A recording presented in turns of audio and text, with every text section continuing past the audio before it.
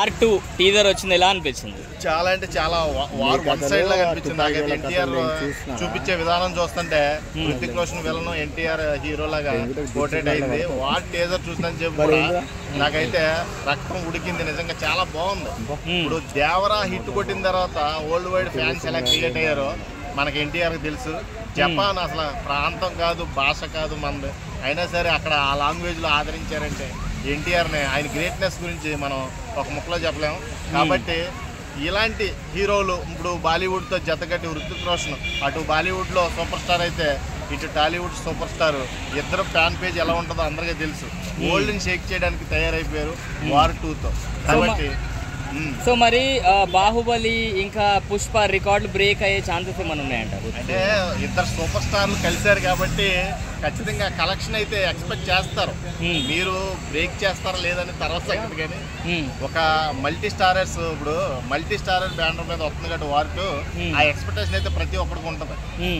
అది బీట్ చేయాలంటే దాంట్లో సత్తా ఉండాలి, సబ్జెక్ట్ ఉండాలి. ఆ సబ్జెక్ట్ తీసుకురాగలిగితే ఖచ్చితంగా బ్రేక్ అవుతుంది. అంటే ఎన్టీఆర్ గారికి మన RRR దేవరా తర్వాత ఒక మంచి హైప్ వచ్చింది.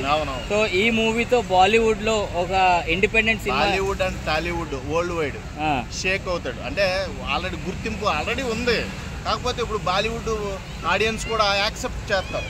ఇప్పుడు పుష్ప 2 చూడు, నార్త్ సైడ్ ఏ రకంగా ఎలివేట్ చేశారో అదే రకమైన ఎలివేషన్ ఎన్టీఆర్ కూడా రావచ్చు. సో మరి ఇది బాలీవుడ్ స్ట్రైట్ మూవీ కదా, మరి మన తెలుగు ఆడియన్స్ యాక్సెప్ట్ చేస్తారా? వారు ఎందుకు చేయరు బ్రో, ఎందుకు చేయరు? బాలీవుడ్ ఇండియాలోనే ఉంది, టాలీవుడ్ ఇండియాలోనే ఉంది, కోలీవుడ్ ఇండియాలోనే ఉంది, మాలీవుడ్ ఇండియాలోనే ఉంది. కాబట్టి ఒకటే ఇండియా. కాకపోతే ప్రాంతీయ భేదాలు వద్దు మనకి. ఏ ప్రాంతం నుంచి ఏ హీరో వచ్చినా ఖచ్చితంగా ఎవరైనా యాక్సెప్ట్. మనం మోహన్ లాల్ని యాక్సెప్ట్ చేయమా? మలయాళంలో సూపర్ స్టార్ అయినా యాక్సెప్ట్ చేద్దాం లేదా? అలాగే విక్రమ్ గారు మొన్న రెట్రో ఫంక్షన్ హాల్కి వస్తే అందరూ కూడా ఎలా యాక్సెప్ట్ చేసాం? అది హీరో రేంజ్ని బట్టి ఉంటుంది. అంతేగాని రజనీకాంత్ తమిళ వాడు అయినా మనం యాక్సెప్ట్ చేద్దాం లేదా? ఆ ప్రాంతీయవాదం ఏమి ఉండదు, హీరోలో ఉండాలి సత్తా. ఆ సత్తా ఉన్న హీరోవే ఎన్టీఆర్. కాబట్టి ఖచ్చితంగా ఇది యాక్సెప్టబుల్లే.